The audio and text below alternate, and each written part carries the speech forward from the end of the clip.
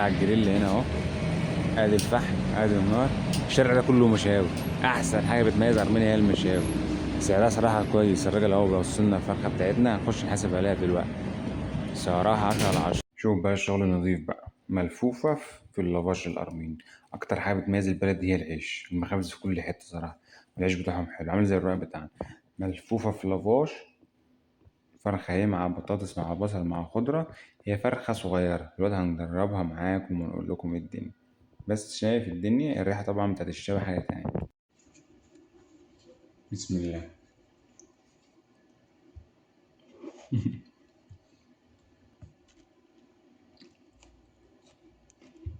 وانا الصراحة مش أول مرة أجربها يعني، بس المرة دي حبيت أشاركها معاكم.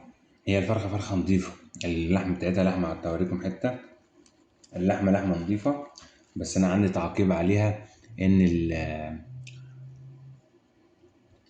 هي مش متبلة. يعني مفيهاش توابل الفراخ بقى وأكشن طعم، يعني مفيش طعم، فاهم؟ بس حد واحد صاحبي قال لي حاجة كويسة، قال لي الفرخة لو وحشة أو لحمها وحش أنت ممكن تحط لها تتبيلات وتخلي طعمها حلو، لكن لو الفرخة نضيفة فهي كفاية طعمها إنها نضيفة، فاهم؟ مش محتاجة حاجة يعني، تقريبا في ملح بس وشكرا على كده. الفرخة دي بقى كام؟ هي صغيرة بس معاها بطاطس كمان، بطاطستين. الفرخة دي عاملة كام؟ عاملة 1500 عشان معاها البطاطس، في من غير بطاطس ب 1200 درام. أنا بتكلم في الدرام، أنت متخيل السعر أصلا حاجة خيالية. السعر ده هنشتري الشاورما الكبيرة مثلا بنفس السعر ب 1500 1400 الشاورما الكبيرة. ففرخة صغيرة هي تقريبا تكفي فرد يعني. لو جعان جامد هتدوس وتاكلها، لو نص نص هتسيب منها، فاهم؟ مع البطاطس والبصل وبتاع لا. فهي وجبة 10/10 صراحة، وأنصح أي حد يجي أرمينيا لازم يجربها. بسم الله.